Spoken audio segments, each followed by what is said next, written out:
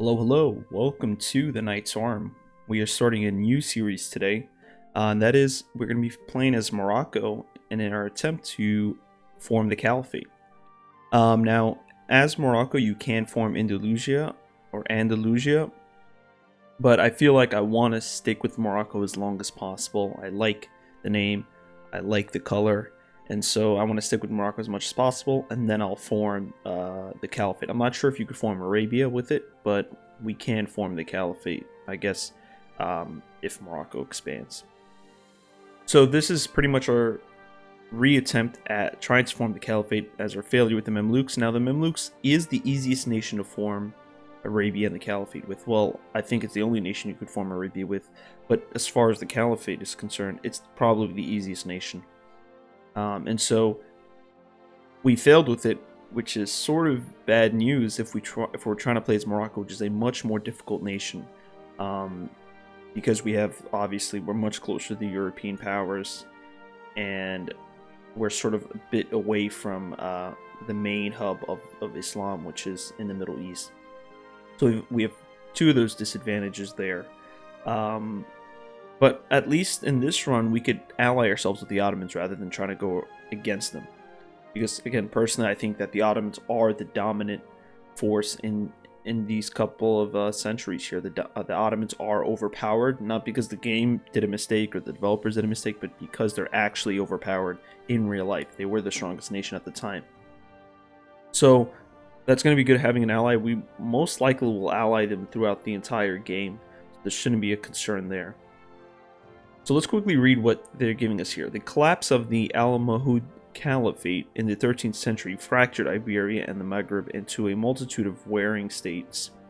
This period of chaos was a perfect opportunity for the Christian kingdoms to wage their war of reconquista, resulting in the annexation of all the Muslim states on the peninsula, with the sole exception of the Emperate of Granada.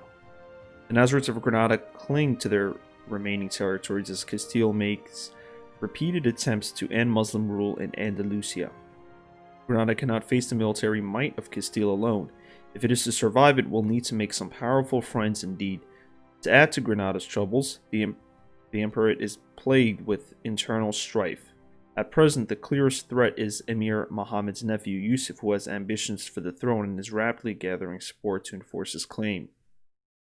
The Zayanids of Tlemcen find themselves especially vulnerable. Tlemcen, locked between the stronger powers of Tunis and Morocco, struggles to even maintain control over the population beyond the city of Tlemcen itself. The most powerful of the Maghrebi kingdoms is the Sultanate of Morocco, ruled by the Marinid dynasty. Though they control a great deal of strategically and economically important territory, the Marinid rule are little more than the puppets of their Wattasid visors.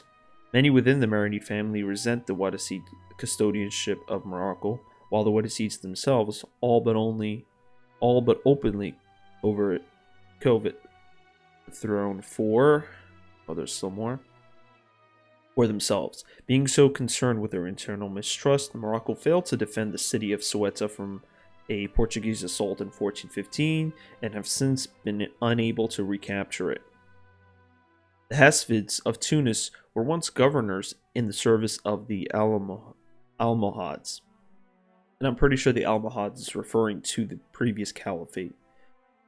When the caliphate collapsed, they continued to rule Tunis and have been awarded themselves the title of caliph, though the Muslim world at large pays little heed to this bold claim. Of the three large kingdoms on the coast, Tunis is the least best by internal struggle and is relatively free to make incursions on the surrounding states. In the interior, the Berber tribes of Mazab, Dijrid, Toghurt, and Fizan all vic for dominance of the desert. Mazab follows the rare Ibadi sect of Islam, and its rulers descend from the Rustamid Imams, who ruled a large part of the Maghrebi interior in the 9th century. Though unlikely candidates to reunite the Maghreb, the nomads of the interior have had a great impact on the fate of North Africa many times in the past. So most of this stuff is obviously historically accurate, in which we have the Marinid dynasty right now, and we sort of broke off from Marrakesh, Sousse, and Tafilet. Tafilet? Tafilet. Tefilelt. Yeah, so this, we're going to need to obviously recapture all these three, although they're all our vassals now. Okay, so they're still our vassals. I thought we actually had to go to war with them. So they're our vassals. We're going to try to annex them. I don't think we should go to war with any of our vassals. Our main, what we're going to try to look at is really try to obviously attack Tlemcen, go to war with them, acquire their land so that we can border Tunis and obviously go to war with Tunis in the future. That's only if Tunis doesn't ally themselves with the Ottomans, which they probably would. So let's hope they don't. And then I guess we could guarantee Granada just in case somebody attacks it. Well, we're definitely going to attack on Portugal right away so we can grab Ceuta. I don't think there's going to be an issue there. Because I believe they have to go through Granada first in order to come over here. So we'll guarantee the independence of Granada. We'll declare war on Ceuta. That should be good. Yeah, because I don't think they have a strong enough navy with enough transports to send a huge stack of troops all at once. Because if they send little by little, I could easily start pinning them off one by one. Alright, so let's look at our religion screen. We have the Sunni faith, which gives us chance of New Year 100%, cavalry to infantry ratio plus 10%. We have piety, which is the same thing that we have with the Mamluks. We have mysticism and legalism, so we have to balance ourselves between the two. Legalism does more with tax, administrative stuff. Mysticism does more with army. I think boosts some morale. So it's a lot of that, the immaterial stuff. This is more material. And we belong to different schools. All right. And believe it or not, I forgot to mention this earlier, there is actually a mission that allows you to form the Mamluks as Morocco, which is weird. I don't know who would want to do that. I guess it's to form Arabia, maybe. That's the only, that's the only thing that I'm thinking of, unless you can't form Arabia already, which we'll look at. All right, let's look at our government. We are a monarch sultanate, or sultanates are monarchs. Okay, and also, again, I'm jumping between two different things. Back to the Mamluks mission.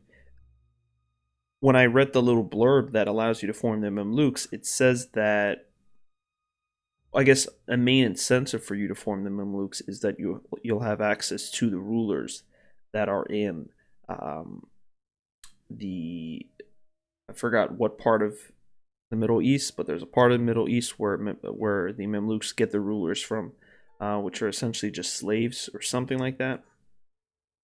I don't think they're slaves, but I think they're definitely military men, right? And then they get their rulers from there. I think, could be mistaken, but essentially, I think when we did the Mamluk run, we had some really good rulers. I mean, consistently we had 6, 5, 4s. We had really good rulers with great stats, and I think we took that for granted because every time I would get like a 3 or a 4, I would get upset. But compared to other nations, I mean, Castile I think has like a 1-0-0 something like that. We'll look into it. But yeah. Oh, we could actually, never mind. We could actually look at it right now. They have a 1-1-2. We have a 0-2-1. So yeah, I mean, we took for granted what the Mamluks gave to us. Like Mamluks, we would always have at least a 5 or a 6 in our rulers. So yeah, we definitely took that for granted. Okay, we have the ICTA government that uses 3 different government interaction known as taxation policies. We have efficient tax farming, which increases tax income and gives a one-time tax increase from all subject countries. We have land acquisition, reduces the cost of making cores and gives a one-time manpower increase from all your subject countries. And we have lenient taxation, which reduces liberty desire and increases your diplomatic reputation. And it can be activated every 20 years. And then we have estates, we know that, and we have the environment. Okay, so we are officially in Morocco right here. So first thing we're gonna do is, and they even changed the troops. Now the troops don't look all the same. I mean, I think before all of this had the same, he had the same model for the troops, but now, you know, I can distinctly tell that this guy is a little bit darker, not Asian, you know, more sort of Hispanic a little bit. That you could obviously tell that's Moroccan right there. So again, the question is, do we want to guarantee Portugal, or should we declare war on them? I don't want to declare war on them. There are a Muslim nation, there are Muslim brothers, so let's just guarantee them real quick. Although I don't, the part that I'm scared of is if they give military access to Castile, then they could send as many troops as they want down. But I don't think they will. And again, as Morocco, our goal is to expand into most of North Africa, and then we could expand up into Iberia. This is not like, again, I don't want to do some crazy run where by 1600 I'm gonna have all of Spain, because I want to grow my country a little bit wide. And I think it's wide. Is it wide or tall? I think it's tall. Yeah. Wide would mean that I'm acquiring a lot of land. Tall would mean that I have a little bit of land, but I'm improving on it. I think that's the way that it works. So definitely want to expand it to North Africa. That's going to be a priority before we even touch Iberia. I mean, if we do it, sure, but that's not going to be my main interest. Although I do want to knock them out before they get powerful in the future.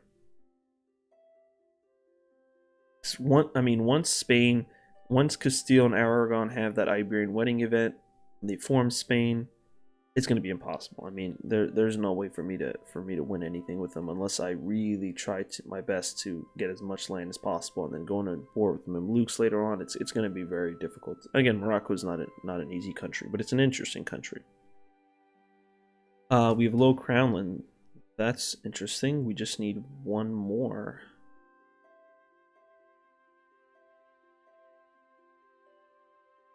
We could do this, I guess. Oh no, not this. I'm sorry. Seize land, yeah.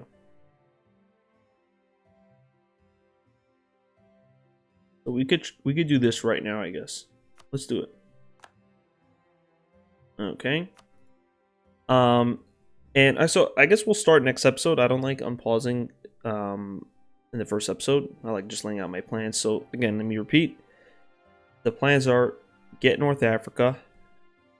Priorities Africa. Guarantee Granada. Eat a little bit of Iberia. Will still be Morocco, though I won't form Andalusia.